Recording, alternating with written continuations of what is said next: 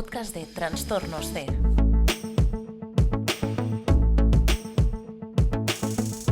Os damos la bienvenida al podcast de Trastornos C. Hoy hablaremos con Laura López, psicóloga, docente de psicología e investigadora en la Universidad de Santiago de Compostela. Ella nos hablará sobre los factores de riesgo y protectores en los trastornos de conducta. En primer lugar, nos gustaría saber cuáles son los factores que intervienen en los problemas de conducta. Esto nos servirá para quitarnos la creencia que estos problemas ocurren únicamente por una mala educación de los padres.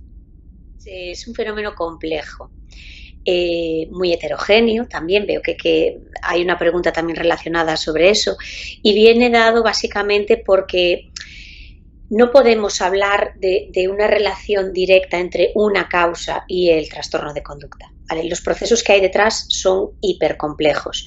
Es verdad que cuando estudiamos y analizamos los factores de riesgo de los problemas de conducta encontramos muchísimos, ¿no? Pues a nivel individual, el temperamento, rasgos de personalidad. A nivel más ambiental, la familia, el grupo de amigos, el colegio, quiero decir, son muchísimos.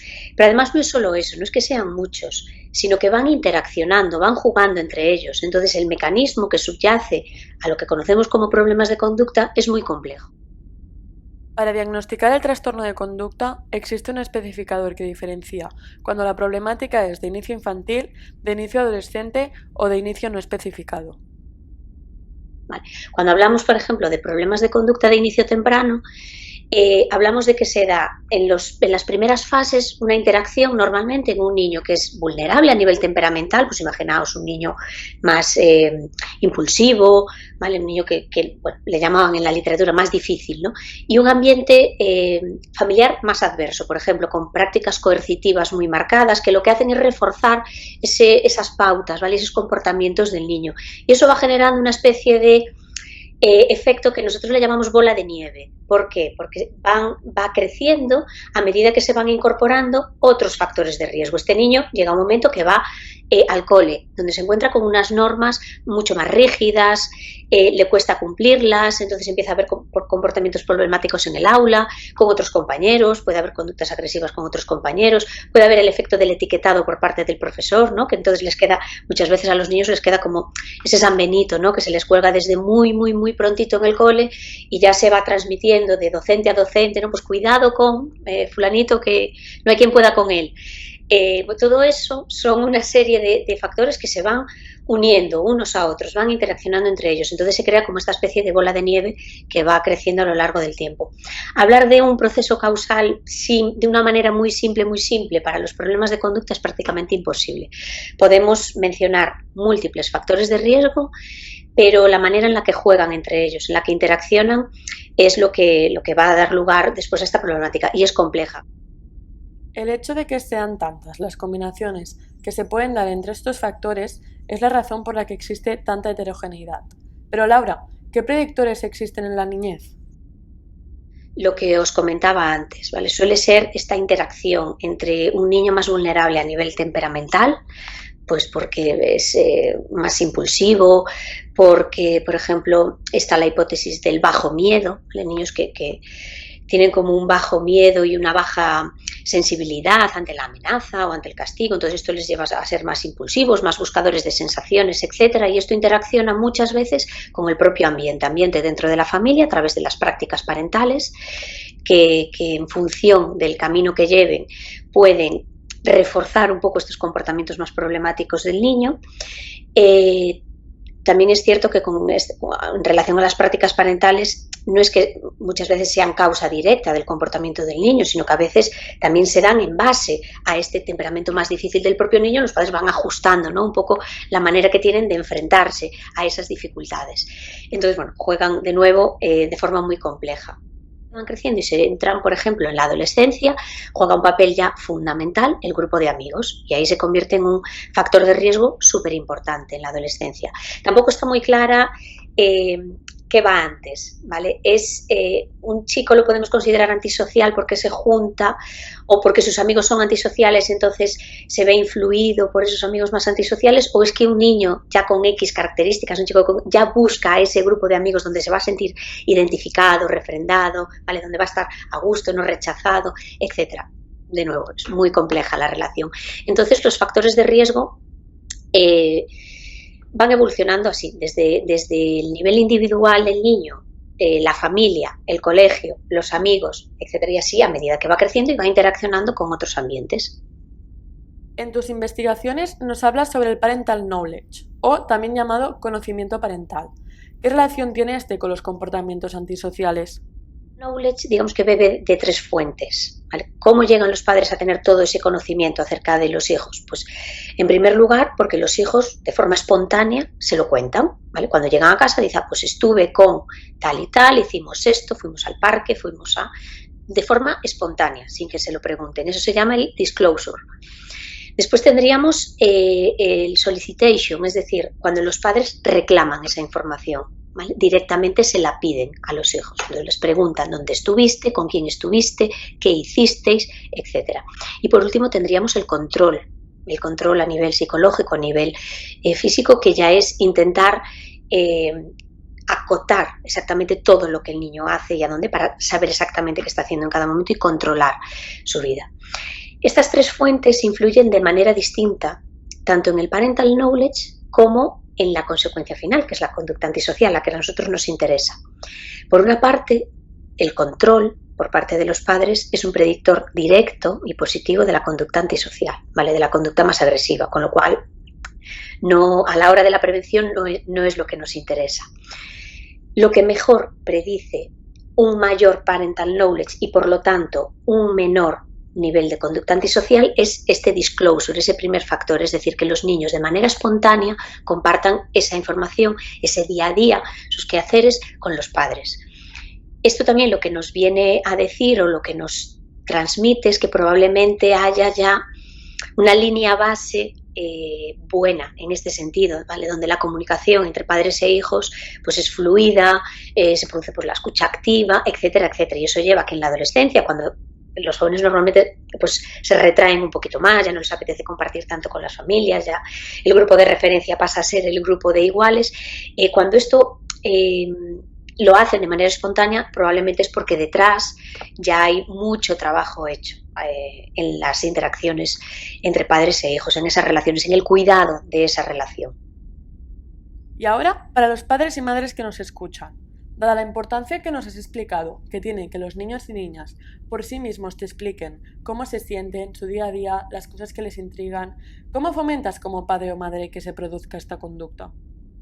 Desde muy tempranito, desde muy pronto. Eso es algo que ya desde la infancia, preguntando cuando llegan del cole, compartiendo, atendiendo a sus preocupaciones. Pues la preocupación que pueda tener un niño de 5 años a nosotros como adultos nos puede parecer absurda, pero para este niño o niña puede ser un problema grandísimo, pues una discusión con un compañero o que la profe ese día, pues no sé, pues que le echa una pequeña bronca, etcétera. Entonces, escucharles de manera activa para compartir todo aquello que les pueda preocupar o que no, ser parte, ¿no? de su crecimiento y hacerlo desde muy pronto. Es que la prevención, cuanto antes empecemos con ella, sea al nivel que sea, muchísimo mejor. Y esto va a condicionar que en la adolescencia esto surja de forma espontánea. Va a ser muy difícil que si no hay una buena comunicación entre padres e hijos, ya de por sí, va a ser muy difícil que en la adolescencia, si empieza a haber problemas, si empieza a haber dificultades, eso podamos hacer así con una varita mágica e instaurarlo de repente en una familia y hacer que los chavales de manera espontánea lleguen a casa y compartan su día a día con su familia, pues, así, sin que nadie se lo reclame. Ahora que hablamos de prácticas parentales, ¿qué estilos de crianza son factores de riesgo y qué prácticas deben fortalecerse? Factores de riesgo.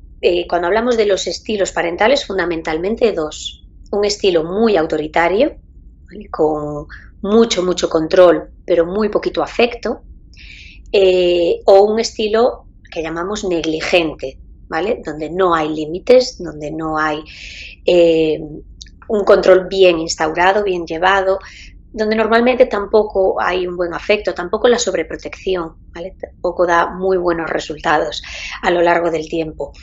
¿Qué prácticas se deben fomentar?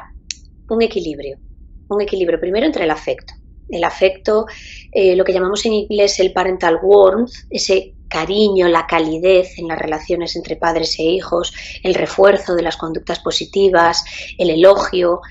Nosotros en el programa que tenemos de intervención preventiva para familias con niños con problemas de conducta, trabajamos muchísimo el elogio, el intentar que cambien el foco. Cuando estos padres vienen a los programas, únicamente te saben hablar de todo lo que el niño hace mal, ¿no? Todas las dificultades, los problemas, todo. Entonces le pedimos desde la sesión 1 que intenten cambiar ese foco y que nos empiecen a contar cosas positivas y que se empiecen a fijar en ellas día a día. Pues si prepara la mochila del cole, si recoge el plato de la mesa sin que nadie se lo pida, todas las pequeñas cosas que hacen bien a lo largo del día, que los empiecen a elogiar. Esto les cuesta muchísimo.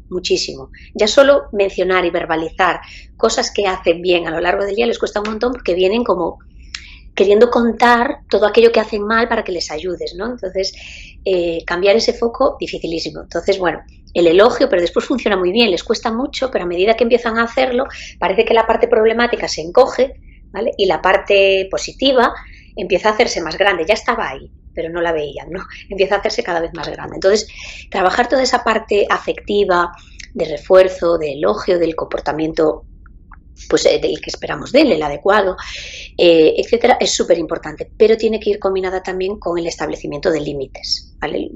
Los niños, como cualquiera de nosotros, tienen que saber hasta dónde pueden llegar, qué no pueden hacer, porque eso les ayuda a estructurar su ambiente, a estructurar su día a día. El ejemplo más fácil o el símil más fácil es, digamos, que las leyes de tráfico, ¿no? Cuando salimos a la carretera con nuestros coches, si fuese libre albedrío sería el caos más absoluto. Necesitamos unas normas, unas reglas, algunas nos pueden gustar más o menos, pero son las que van a facilitar que todos podamos entendernos en la carretera y que podamos movernos. Bueno, pues los niños exactamente igual, necesitan unas normas, unos límites, un ambiente mínimamente estructurado, sin caer tampoco en el hipercontrol, ¿vale? Ni en la sobreprotección, pero sí unas líneas rojas, a saber hasta dónde se puede llegar y no. Y esto es importante establecerlo también muy pronto, como os decía, porque si no, lo que ocurre muchas veces es que llegan al cole, los coles suelen ser ambientes un poquito más estructurados y entonces a veces se dan de bruces con esos límites que no conocían, ¿vale? Y les cuesta empezar a seguirlos. Entonces un poco el equilibrio, ¿vale? Entre ese parenting más positivo y el establecimiento de límites. ¿Qué opinas como profesional sobre una práctica que cada vez se usa menos, pero que otras generaciones han pasado por ello? El castigo físico. A nivel científico se muestra que no funciona nada bien el castigo a nivel físico, ¿vale? Y esto es difícil a veces de transmitir porque muchas veces los padres dicen, bueno, pues con un cachete todo se soluciona, ¿vale? Un cachete a tiempo lo soluciona todo. Bueno, pues a nivel científico no se ve que eso sea así porque, bueno, imitan, ¿no? Totalmente lo que hacemos, somos los espejos donde se reflejan. Entonces, bueno, es como si estaríamos fomentando que los problemas se resuelvan con la agresión, ¿vale? O a nivel con un poquito más agresivo. Es cierto que siempre hablamos del sufrimiento por parte de los padres y las madres, pero los hermanos y hermanas también están ahí y sufren. ¿Qué podrían hacer estos para que haya una mejor convivencia con personas con conductas externalizantes? Entonces, animarles también a que no vean solo lo negativo, ¿no? Y que intenten formar parte de ese proceso, de que si solamente los padres empiezan a cambiar algo, pero no los hermanos, va a ser muy difícil. Además, si son hermanos más pequeños, pues bueno, se van a fijar mucho en lo que hagan. Entonces, si los padres elogian mucho, pues el niño también aprenderá a elogiar, ¿vale? y a ser capaz de... Y el elogio es muy barato, tiene un coste cero y es muy, muy efectivo. Entonces, bueno, seguir un poco esas pautas que se le dan a las familias, pues que se trasladen también a los hermanos. Pasemos a hablar al tema de moda, el coronavirus. Hemos visto que tú y tu equipo habéis hecho una investigación sobre los efectos de la pandemia en los niños y niñas. ¿Qué conclusión sacarías? Yo creo que en líneas generales el efecto de la pandemia en los niños, niñas, por lo menos a corto plazo, lo que estamos viendo, es menos negativo de lo que esperaríamos, ¿vale? Porque tienen una capacidad de adaptación que es alucinante y que nosotros como adultos pues ya no la recordamos. Entonces nos imaginamos que va a ser catastrófico todo y después vas y bueno, ves que se adaptan muy bien a todas las circunstancias. Durante el confinamiento hicimos un estudio aquí a nivel gallego sobre eso y vimos que el aumento de los problemas de conducta se producía en torno a un 20-30% de los niños. O sea, con respecto a antes de la pandemia, antes del confinamiento, en torno a un 20-30% de los niños incrementaba sus dificultades de comportamiento. Una gran mayoría se mantenía estables, incluso había quien las reducía.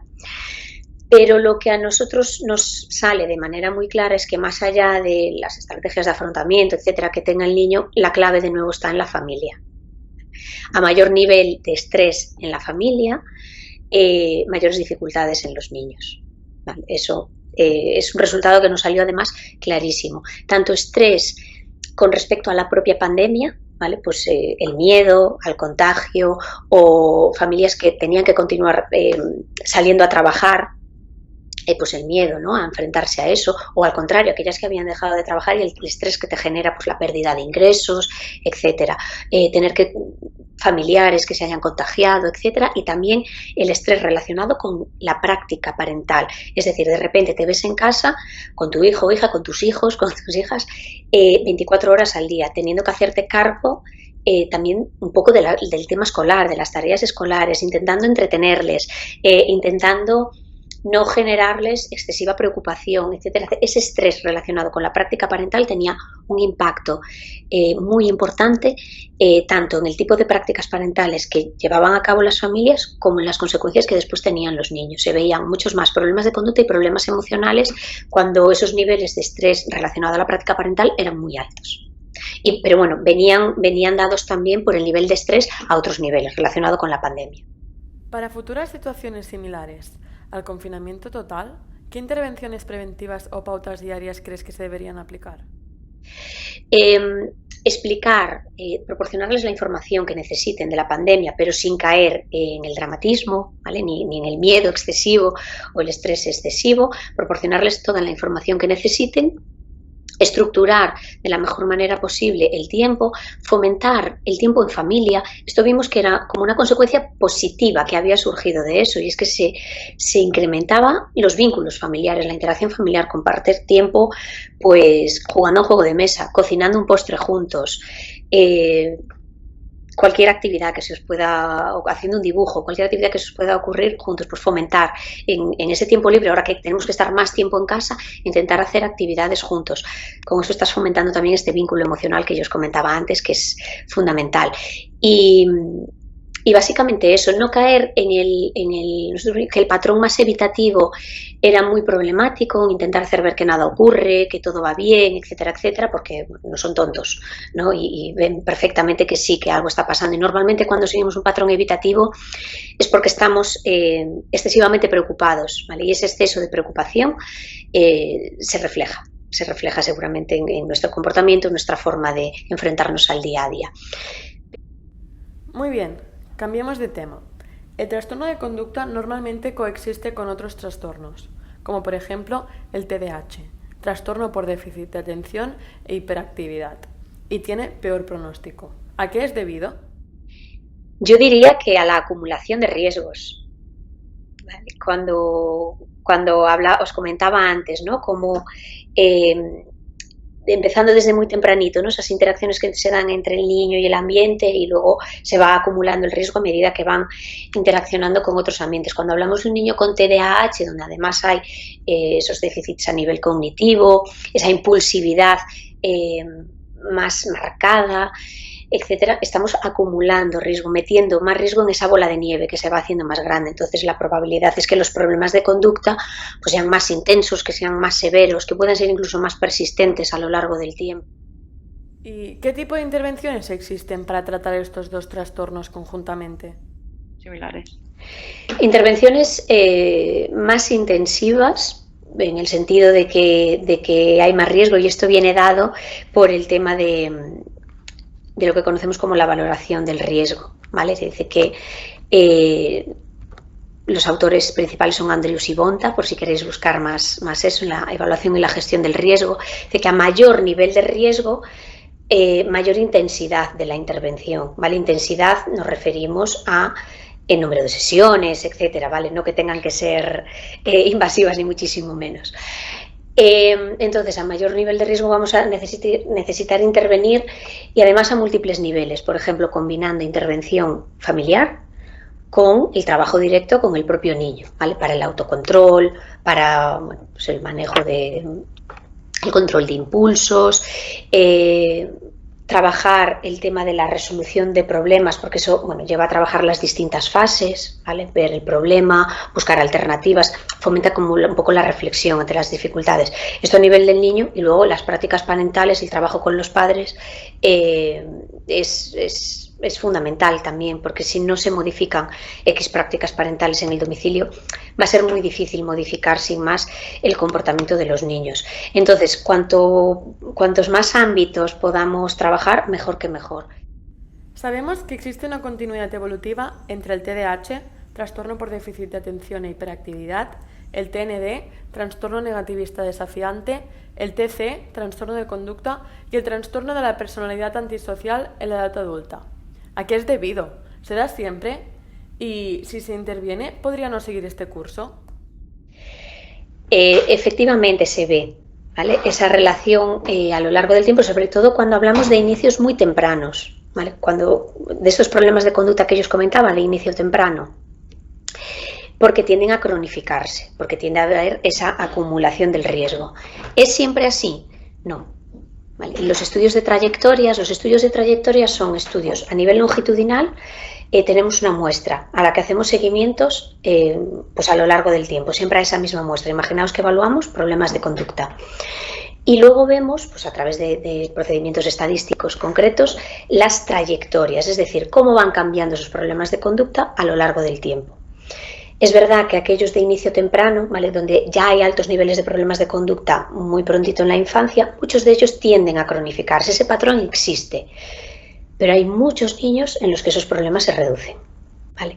¿Cuáles son las causas de esa reducción? Bueno, muchas se nos escapan. Hay una parte que tiene que ver ya con un componente madurativo. A medida que el niño va creciendo, pues se va autorregulando también, ¿vale? Y las dificultades van disminuyendo.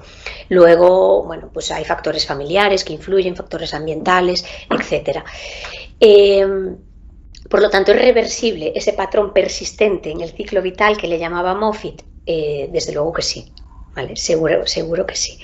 Hay que intervenir de la manera que os estaba comentando ahora. Cuando son más pequeñitos, familia y niño de manera ideal.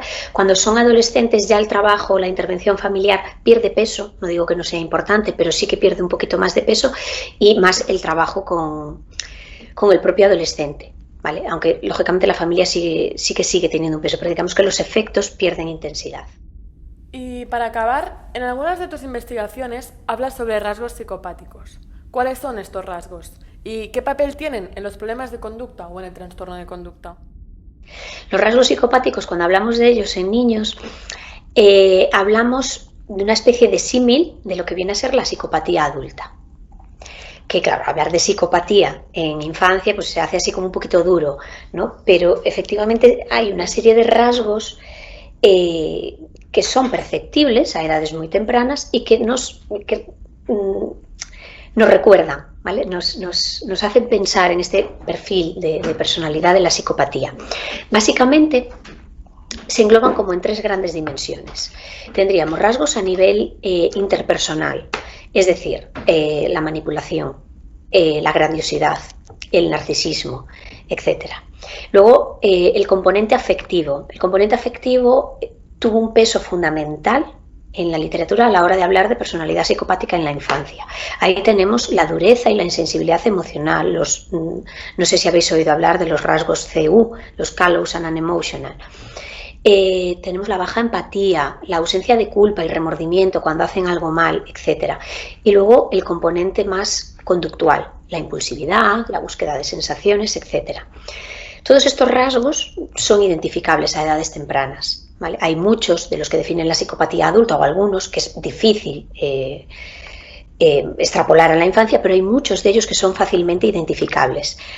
¿Qué ocurre? Que hay que ser cautos y hay que ser cuidadosos, primero, porque hay muchos de esos rasgos que son hasta cierto punto normativos en la infancia temprana. Por ejemplo, la grandiosidad o el narcisismo. Los niños pequeñitos son como el centro de todo, ¿no? Tienen esa edad del yo, que todo es ellos.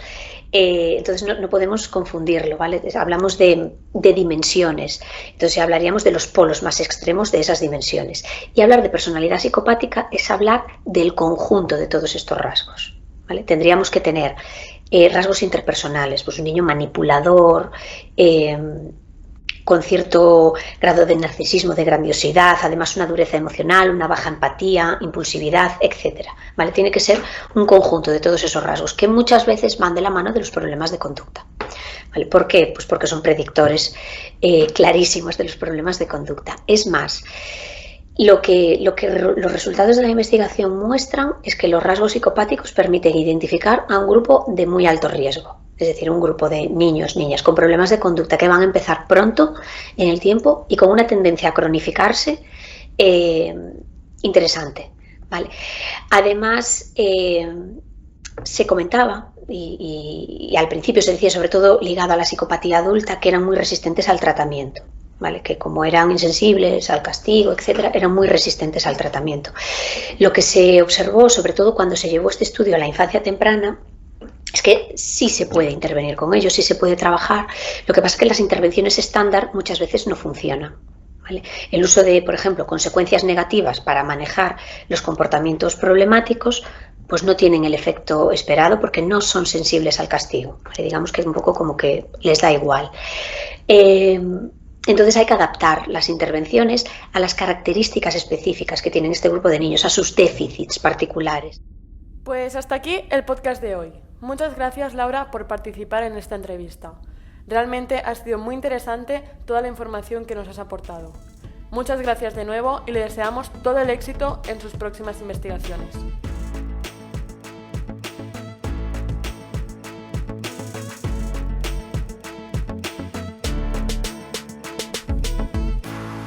Puedes seguirnos en Twitter e Instagram, donde escucharás más episodios como este.